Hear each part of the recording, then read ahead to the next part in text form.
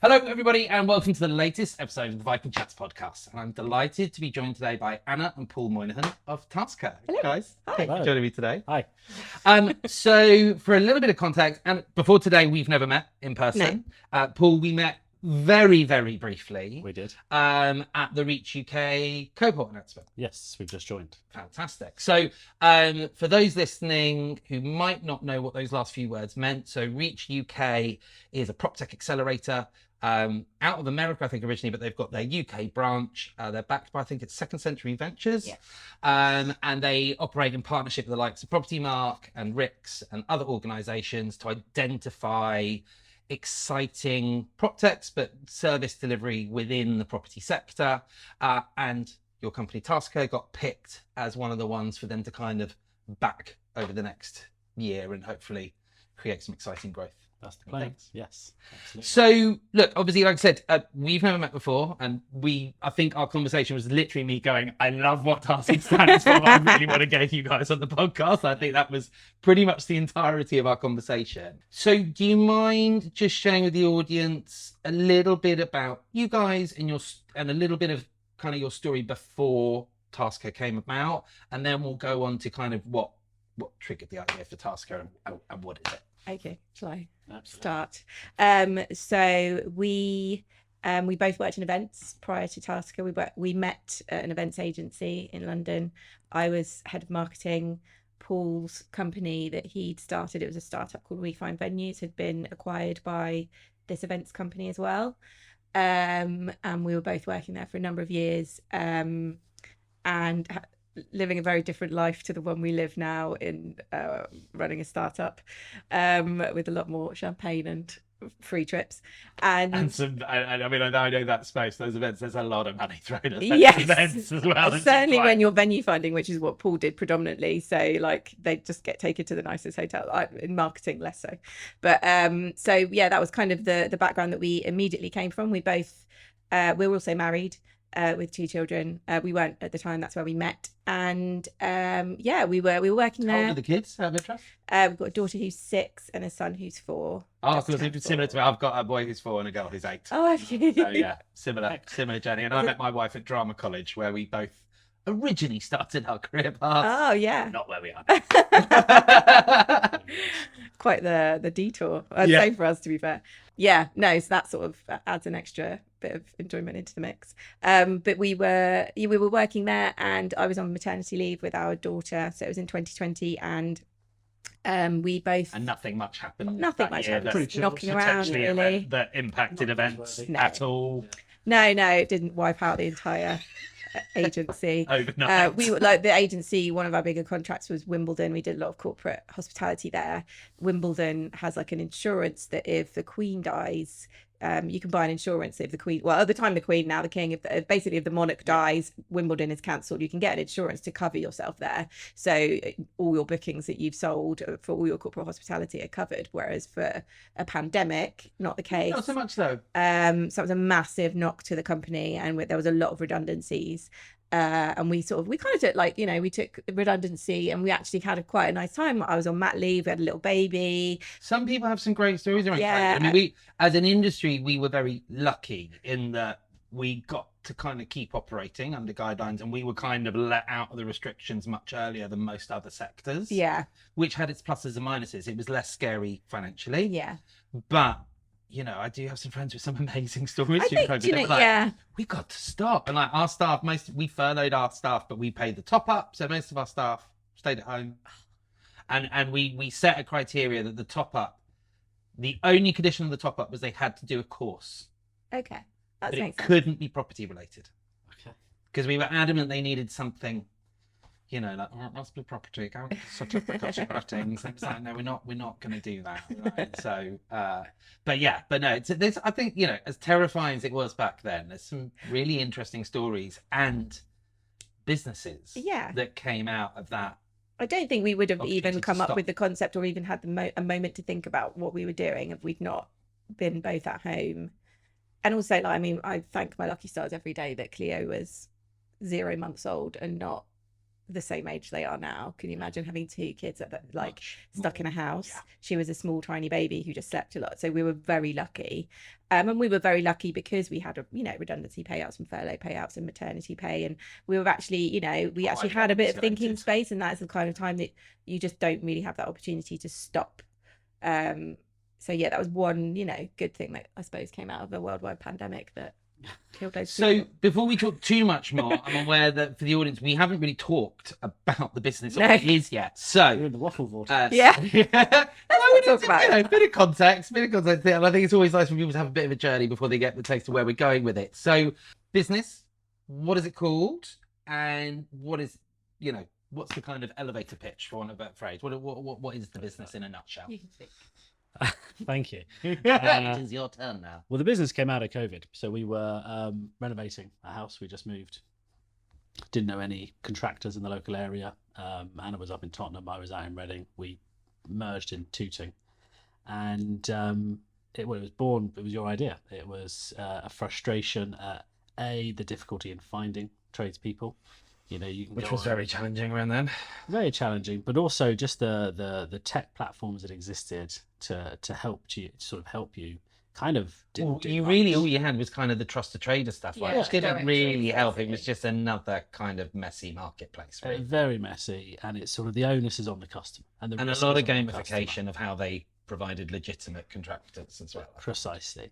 So that was one sort of frustration, and then Anna's frustration, if I dare talk on your behalf, was male contractors coming to the house who she's dealt with. She's emailed, WhatsApped, called, dealt with them the whole journey, and then coming in and just pretending she doesn't exist and talking to me, which I think is probably a common frustration for a lot of people. And on that, I'm going to let you talk because it's your story to tell. Well, no, that is kind of the story, really. So I hadn't even considered the fact that you could get a female tradesperson, because every platform that I'd been on, imagery, language, tradesman, handyman, all the photos were It is there. the default. Just hadn't even, Like so many industries, but I think particularly trades trades. pretty outdated. So I feel like I'm a bit of a liberal lefty. I'm feminist. I kind of thing that I'm a bit shocked that I hadn't even clocked. And I think just the act of all these tradesmen coming and talking to Paul, who I think also was a bit like I don't know, was like, oh, hang on a second, like maybe I would have a better experience. Is there a woman? And looking online, sort of assuming that TaskHer existed already, like it was 2020. It's not like 1950. And going online and seeing that actually there was nothing like TaskHer. There was no real representation for women in trades out there, and there were tradeswomen that I could find if I really looked for them, but there was nothing. And so because of this headspace that we had, and we had the ability to kind of think about stuff, and Paul's got a bit of an entrepreneurial journey anyway. He'd done the business before. He'd done the business before. That's kind of how his mind works. He's never worked for anyone other than Halfords. When I was 16. Yeah. His main career.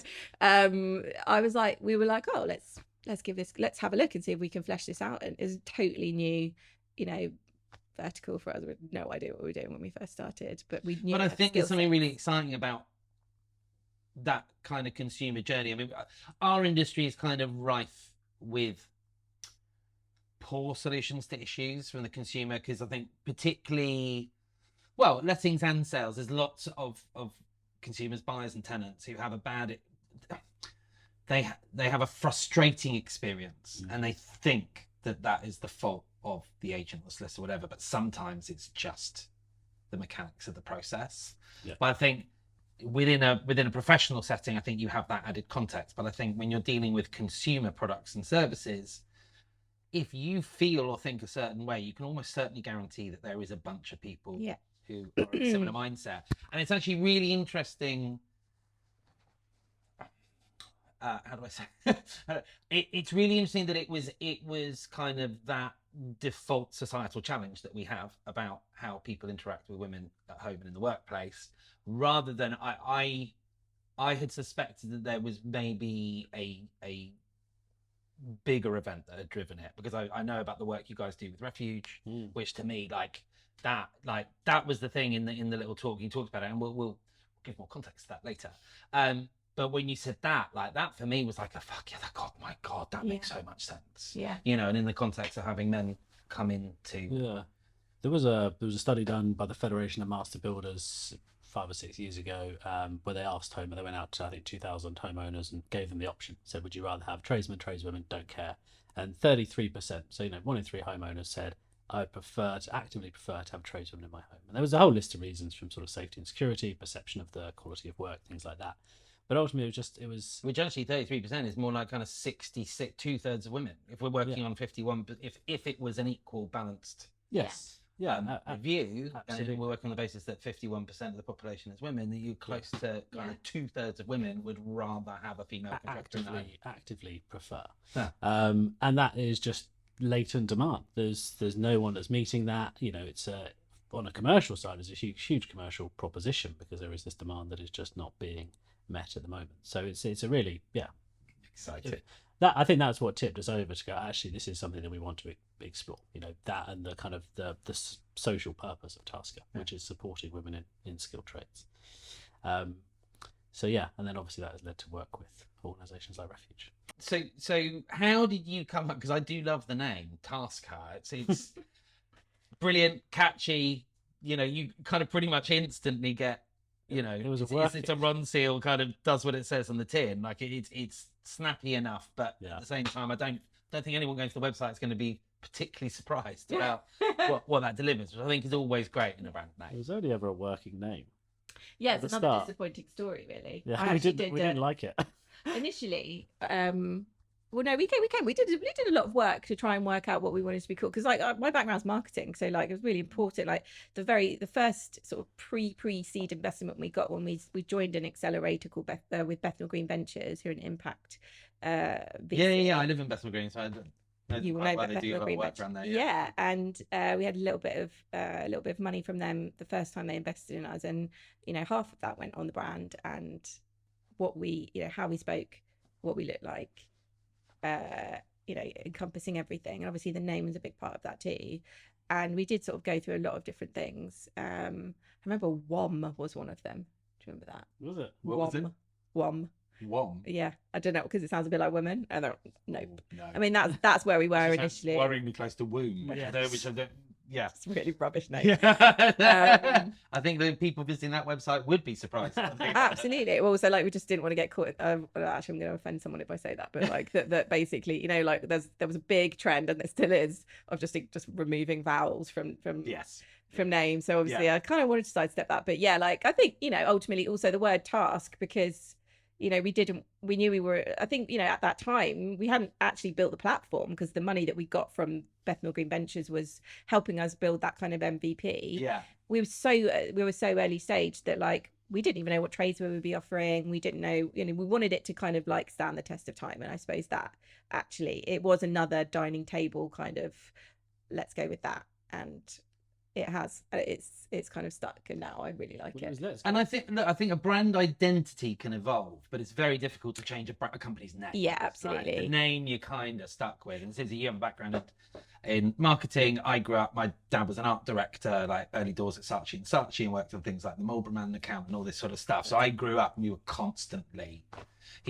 pop out of his studio and be like, this one or this one. What? How does this make you feel? And like, we're watching a TV commercial and be like, what did you think of that? Like, yeah, I'm not sure if I want one, Dad. Not what I'm asking. What did you think of the composition?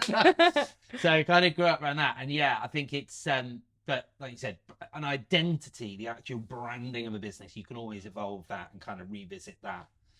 Whereas money, how society changes and trends and all this sort of stuff. But it's very difficult to change a company's name. Absolutely. It's something that, it was just, like we say, like we weren't like massively married to it at the start, but we were like, this is the best one we've got at this point in time, with this, this level of ability, this level of input, and we kind of went with it. Now I wouldn't change it. I think one friend suggested chicks with bricks. Chicks with bricks. Yeah, the trades industry are great with their punny names. Wild assumption that was a bloke. Yes, it was. Yeah, shocker. Yeah. There's really good ones out there though. There's a plumbing company. They were plumbers and heating gas engineers called Stopcocks.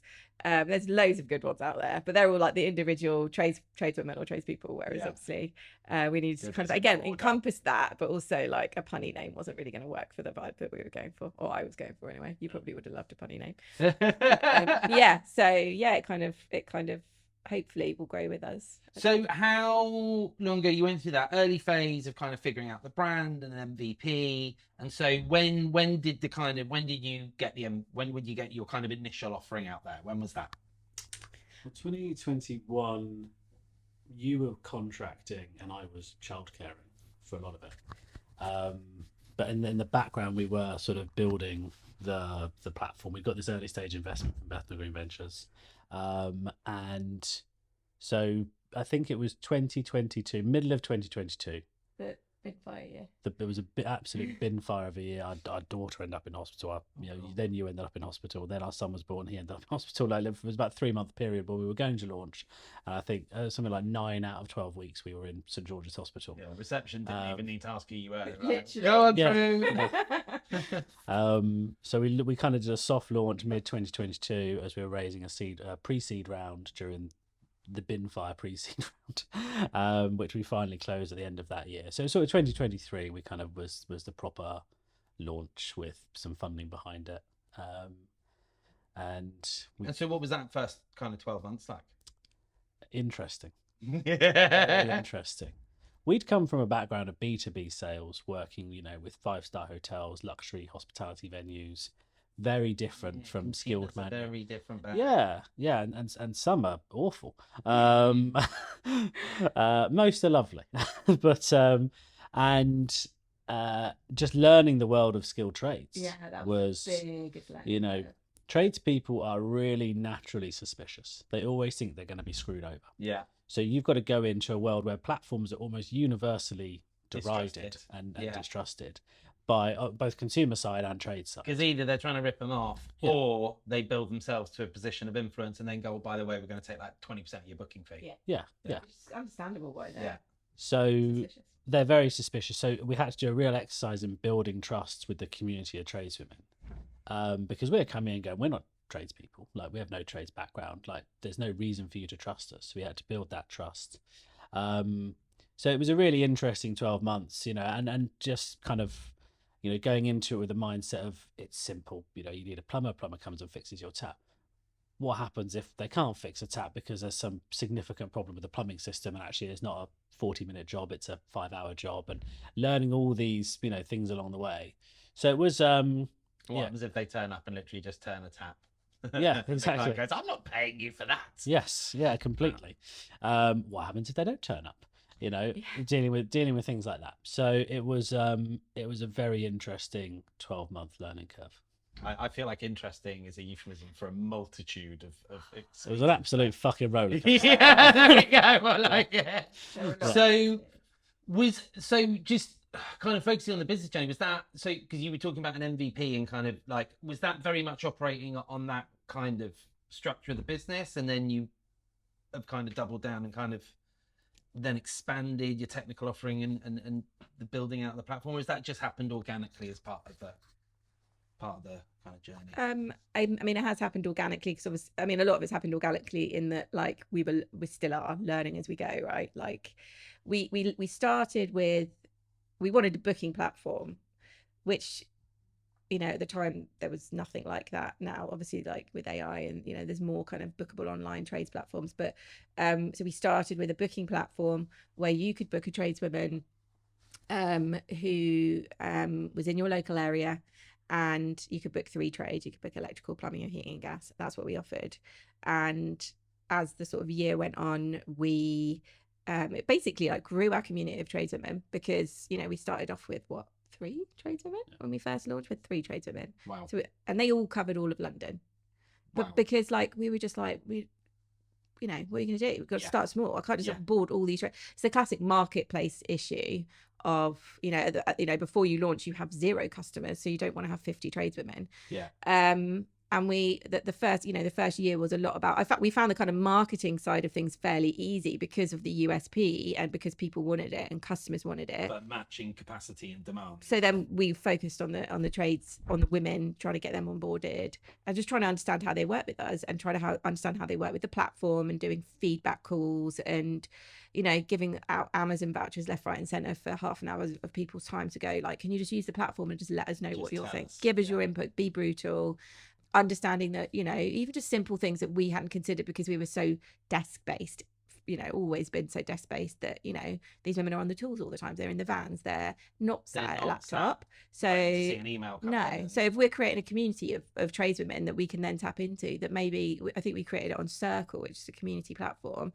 No one used it and we spent all this time creating it and it looked great. And if it had been for, some estate agents, for example, who sat behind their desk, then great, but no one used it. We moved it to WhatsApp. All of a sudden it burst into life. And like, there was just lots of like learning in that first year and lots of feedback from tradeswomen that, around how the platform worked and like getting bookings sent to them and how many bookings they were taking. And some tradeswomen would like fill their days with us and other tradeswomen would take one booking a month. And, it was just really trying to understand how everybody worked in that mix. And which again must be really challenging because they will all work differently. There will be ones that will take every job God gives them and work every hour available to human because they're just smashing out the hours and building their little pot or whatever. And then there are the ones that kind of, down to the ones who are like, I'll do a couple of jobs here and there just to keep the wolf from the door kind of thing. We have a few different demographics. So we've got those who work full time. So let's say they work for a housing association or a maintenance company, but they're looking for,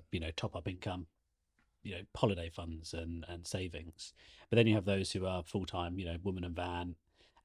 But actually, like over that year, learning how the platform needed to evolve, because the trouble with what we've built is it's great in many respects, but it creates this sort of scarcity mentality where, a booking comes in and for those who are full time, they want the work, they start jumping on it. And all of a sudden without realizing they've accepted 6 jobs in a day. And that's quite difficult. So it's then adapting the platform to, building all these algorithms in to make sure, no one can accept more than 3 or 4 bookings a day and loyalty scores, because it's, if you've got someone who's reliant upon you for work, you kind of need to service them more than the person who's like, it's a bit of extra pocket money. Yeah, exactly. So, really adapting the system to deal with these different demographics that we're working with in the sort of trades community.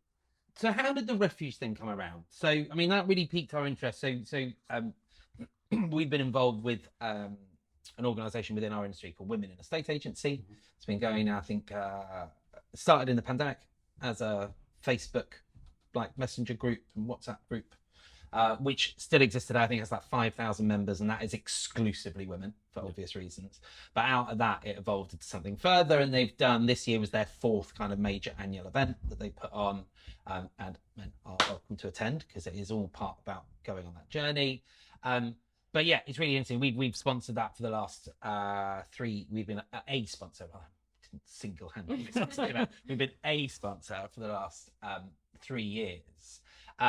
And your mention of Refuge really piqued our interest because when we sponsored this year, I'm not a great fan of merch. I mean, you guys haven't worked in events. You will have seen many an event with all the merch there and it all ends up tattered on the floor or unwrapped or, or in a bin or, taken home for the kids. I've never been a particular fan of that. So we made a decision this year, rather than do that, the budget we would have spent on that, we picked 3 women's charities.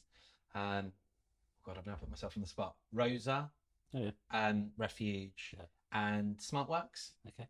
So, because we felt like they were tackling 3 different challenges that women face. But obviously, Refuge is specifically helping vulnerable women or women in situations of domestic violence getting away from that. And you're kind of collaborating. I mean, obviously, I'll get you to tell more about it. But when you mentioned that at the Reach event, I mean, that for me was kind of like, oh my God, they must have been so relieved, because thinking about the triggers for those women and with having had those experiences in homes with a perfectly friendly professional man wandering into their home must, for some of them, been utterly fucking terrifying. So can you tell us a little bit more about, I mean, I'm kind of giving the goose away there, but can you tell us a little bit more about kind of how that came about? And I'm quite intrigued to see to understand if that was something you had kind of fairly early on kind of been like, oh, there are other things we can do within vulnerable or effective segments, or if that was something that kind of just happened, you were like, fuck yeah, this, of course. So I think early on it was very much we're a B2C company, we're going to scale this as a B2C business, we'll grow city by city, we'll roll out that way. What we learned, again, coming from a B2B background to a B2C background, is the shift in consumer demand for trades in this case. You might need a plumber twice a year, maybe once every 18 months. So probably after that first year, we started looking at organizations and businesses that actually, who has a consistent demand for what we offer, and where is our USP, which is tradeswomen, really strong. So we reached out to Refuge, I think probably towards the end of 2024, and had a really good call with them. And then it took a few months their side to sort of onboard us. But yeah, absolutely. Their big challenge was when a male contractor would go into a property, the residents would have to sort of stay in their rooms. The contractor would have to be escorted at all times. And if you're doing, we've done work for them, which has lasted 2 weeks, having a member of your staff escorting, 2 or 3 contractors. And I would imagine super vigilant, like crime bureau checks and all these sort of requirements. DBS checks, DBS, that's it. And finding contractors that were willing to put staff through DBS checks and things like that, it was a real challenge for them. So we started working with them kind of at the start of last year, sort of April, May time. And the work went from kind of 0 to 100 pretty quickly once they realised that actually, it's a no-brainer. This is so much easier for us. Yeah. And such a better experience for. Well, I'll let you talk about that because we did for the women. I think even with those safeguards in place, right? It's still. Oh, completely. And I think I actually had a call. So we had a piece in The Guardian around how we're supporting women's refuges with tradeswomen, and we had a call with Refuge, and a lot of the calls that had been like the previous calls had all been like operational that Paul was kind of leading. I had this kind of marketing call with them. I literally ended up in tears, because it was just so touching to hear the impact that these tradeswomen had on going into and I don't mean that to sound like in like a savior way, but just the relief for. There's nothing wrong with feeling. But like, as in, like, I personally didn't do that, but like. Refuge was sort of saying, like, firstly, from an ops side, them not having to have another member of staff like joining the engineer or whoever was in the properties at the time, but also so like when we were recruiting for jobs for Refuge, because we had to specifically DBS check them, which we don't do as a normal verification process for B2C. We just put a call out to tradeswomen that we knew, but also in the community, and said, this is the kind of work that we want doing. It is for women's refuges. Honestly, the amount of women that applied, and women who we already had on our books who were always like, I'm always busy. Were like, I don't care. I will disregard because I really want to support these women. And that is so touching. And then they go in and like one of the rules is that you don't talk to the tenant if you're in there with them. If the tenant is in the property, you say hello, but you don't ask questions. You don't say anything other than you need to, because you're not digging. Safer not to say something you shouldn't. Yeah, you shouldn't say it. And also you have no idea what happened to them, but you know that it was bad. Yeah. But some of the feedback we had from Refuge was that, like, obviously the women that were in there who were happy to chat were literally just asking questions about the job that these tradeswomen were doing. And they were like really interested in these trades. And, some were just like, oh, it'd be really cool. Like, maybe I could retrain in that. And just even that was just like really special. And it's just, in the world of trades, which is like not very sexy. No, actually, strike that. I'm not using it. We're not going to edit it though. Edit that. In the world of the trades, that's not it. Ultimately, like, it's not necessarily emotive. Yeah. This was a very emotional, and it's something we're really, really proud of, to be able to supply this. And it's also something that our tradesmen who work with us are incredibly proud of, and also passionate about. And I think that is something that you don't get in every job, certainly not in the trades, I don't think. So yeah, like, it's something that we will continue to do, and we want to work with more charities and more refuges. We do work with some other women's refuges as well who are small who are smaller. I think for you guys, I think there is almost unlimited capacity for you guys, because I think there is, there is this broadening awareness of not only, disadvantages that women sometimes face in the workplace and whatever, but horrendous experiences that women go through at some point, like the fact that most women go through some sort of very unpleasant experience at some point in their lives, whether it's as a young woman or whatever. I think, more and more businesses are looking at how internally, operationally, they support a better, more ethical business, but also in terms of service delivery. And it's something, when I heard you guys talking about it and Refuge, that was kind of like amazing, cool. But what it instantly made me think was actually like, great, you've got Refuge looking after people who have been in horrendous circumstances, but there are lots of people, as we know, who don't go through official channels and have had horrendous things and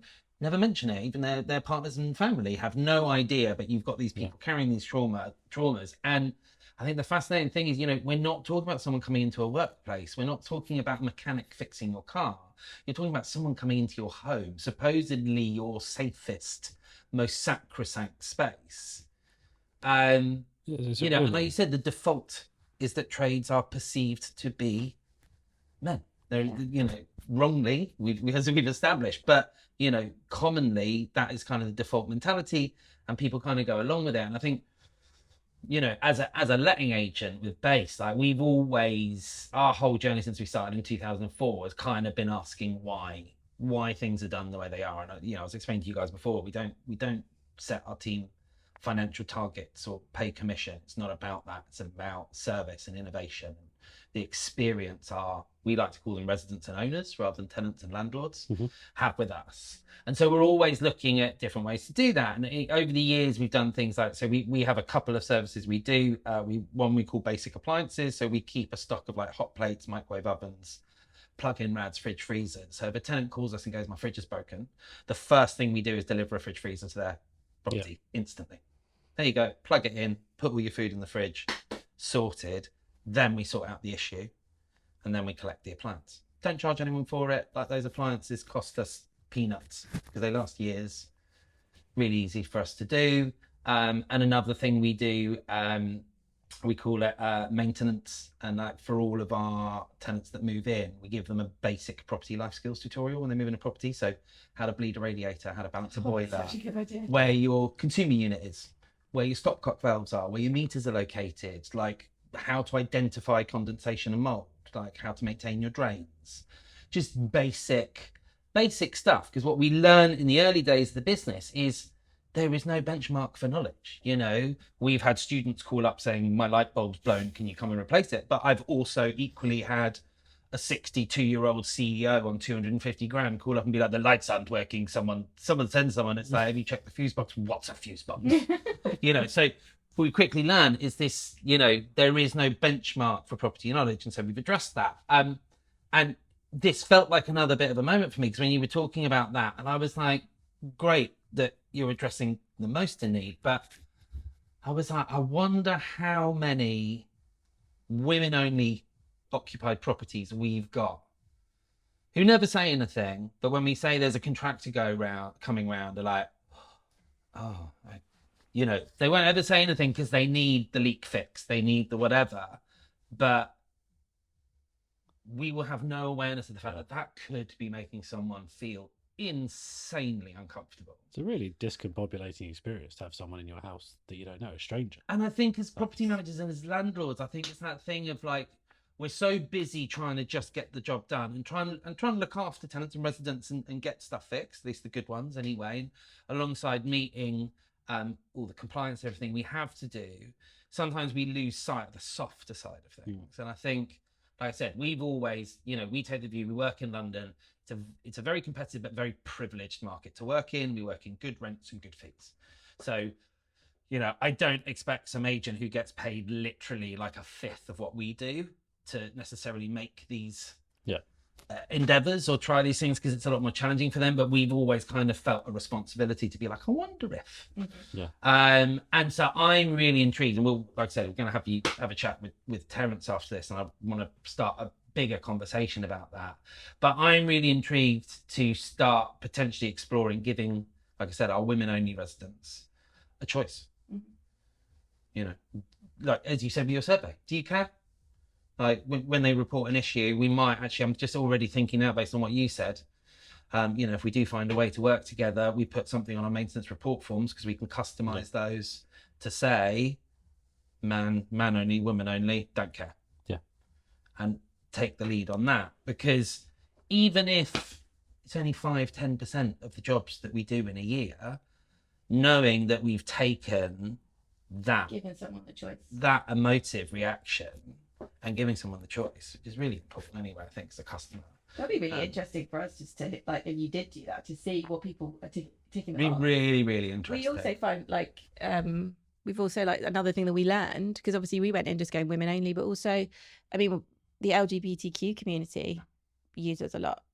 Men also use us, you know, not all men are. So here's an interesting question with men coming up, because obviously a side of this, it wasn't necessarily your primary objective when you set out, but a side of this is kind of safeguarding women in the home with people coming in. What have you guys done to kind of safeguard the women that you're sending out?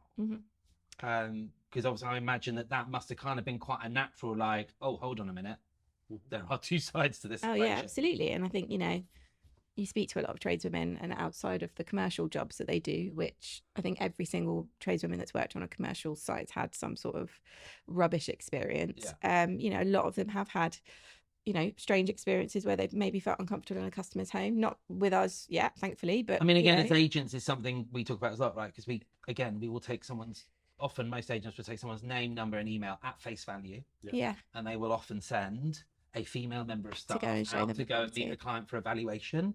You know, we have the very famous case, Susie Lampley,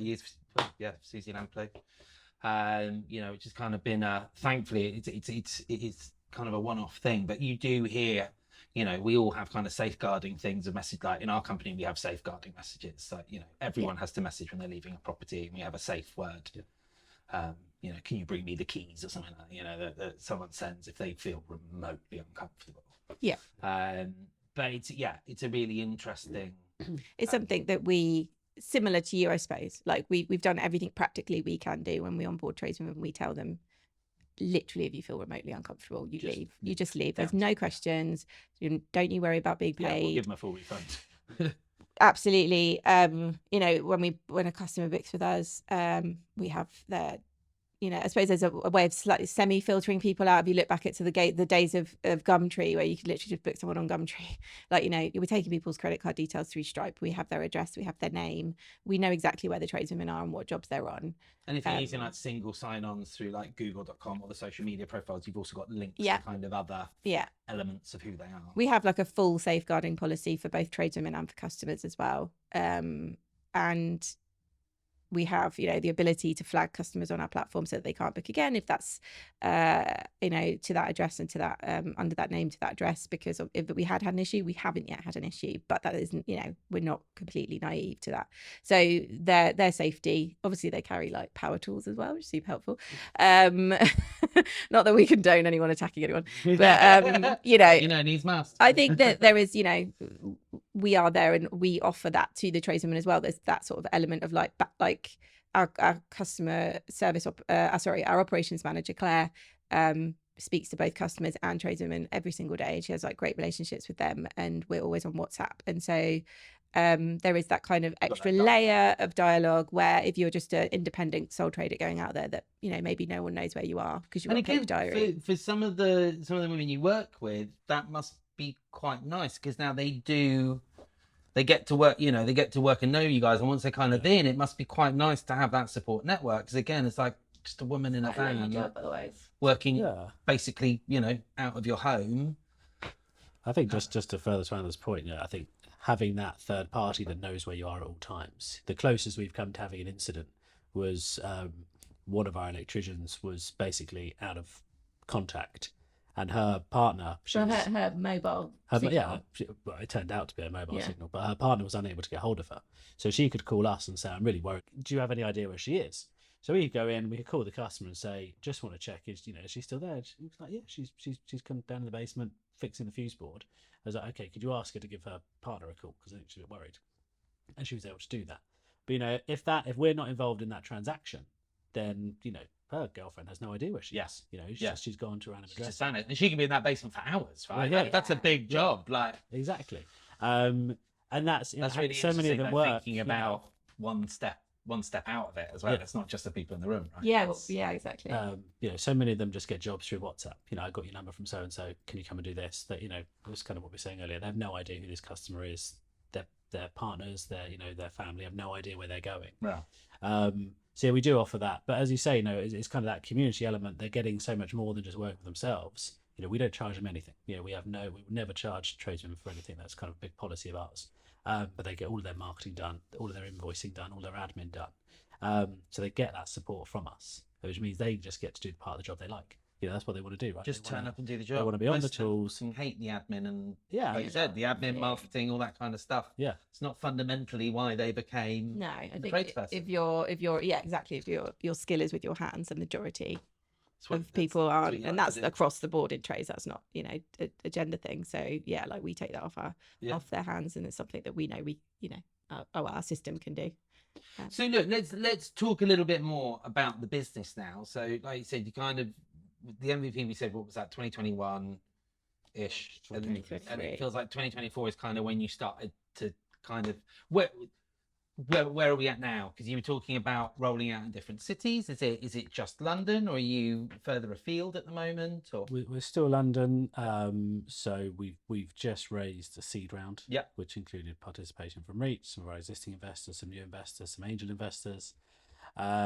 So we've been London up until now. We launched painting and decorating sort of 12-18 months ago. So we added an additional trade. We're just about in the next couple of weeks to launch handiwork as a sort of general trade, because there's a lot of demand for that. Yeah. So that general, putting things on walls, assembling furniture, that sort of thing. We had a nightmare finding people for that. That's why we ended up setting up our own maintenance team in-house, because it was actually the small stuff which is actually the most challenging. Getting someone to fit a new boiler. Plumbers all over London that will do that, but getting someone who'll go in and put one shelf up and fix a door handle without charging you A, an insane amount of money to do it, and B, leaving the place as a pigsty, was really challenging. I think also, like, one of the other things with handiwork, we found the reason why we've only just really had the confidence and the full understanding of launching handiwork is that all the other trades that we've launched are all like qualified trades. You have to have a qualification. Yeah. Whereas with handiwork and painting and decorating, so painting and decorating, we verify in a different way. But our sort of thinking around that is they are verified. We look at all the work, we look at customer reviews. We start off with small jobs. There's like a bit of hand holding at the start just to make sure we're comfortable with sending tradeswomen out. But ultimately, you can almost do less damage when you're painting and decorating than maybe if you hang a TV on a wall and it falls on a child's head a week later. So there was a lot of thinking and a lot of research into how we're going about that, and giving us the kind of confidence to tackle those kind of jobs, because there is so much demand for it. And we sort of see these emails coming in and these messages saying, when are you going to put it on your site? And we're just like, okay, enough, we'll do it. But we're doing it very carefully. And I think that is another thing, just finding a handy person. You certainly, again, as an agent, you don't want to have that on your head as well if you sent in a. And it's tricky to get it right? Like you see, it's really clear you guys are trying to get this right. Like there's clearly huge opportunity there. Yeah. But it's really nice to see that kind of like, you can. I think too many people lean into, oh my God, growth. Yeah. Oh my God, opportunity. And then all of a sudden you very quickly grow a business, but you end up with these systemic issues because you haven't thought about the implications of X, Y, Z. Yeah. It's really important to us when we're vetting and verifying tradeswomen is our brand and reputation. We're not check a trade. We're not just, promoting your business and then it's between you and the customer. The customer pays us. We take on a liability. So it's really important to us that the people we're sending out are a really great representation of, TaskHer, women in trade, and us. So it's a lot of thought that goes into it. We haven't gone for the growth at all costs model. Our model is very much like, let's get to a point of financial stability, sustainability, and then we grow from there. Very cool. So I think there's a huge opportunity within kind of our industry, estate and letting agents. Just so you guys know, a third of all UK estate and letting agents are in London. 1/3 of the entire industry. Yeah, exactly. That is how madly competitive the industry is in London. But for you guys, huge opportunity potentially with the right businesses.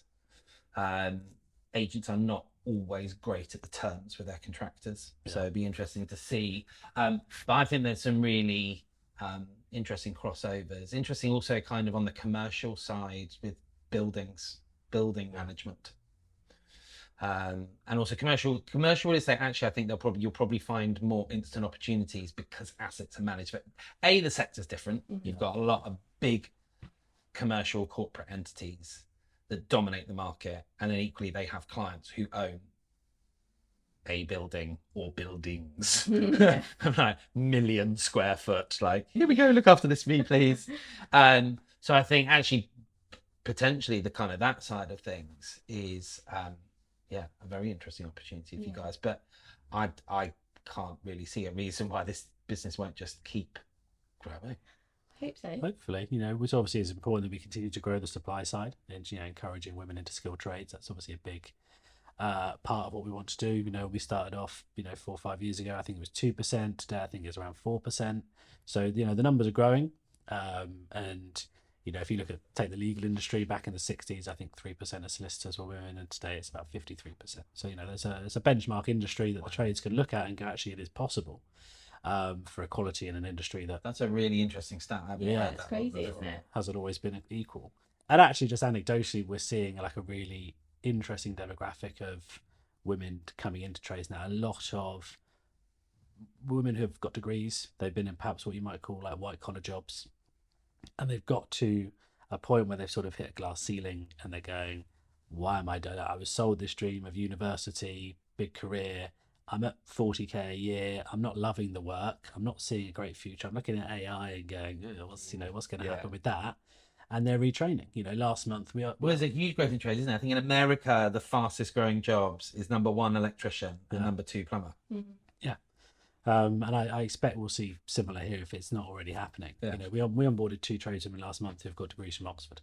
And they're retrained. And I think also interestingly as well, I think with the shift we're seeing within women, within businesses, within the roles they hold, and slowly, it's not happening fast enough, but we're slowly seeing more women start businesses, lead businesses, and end up on executive boards.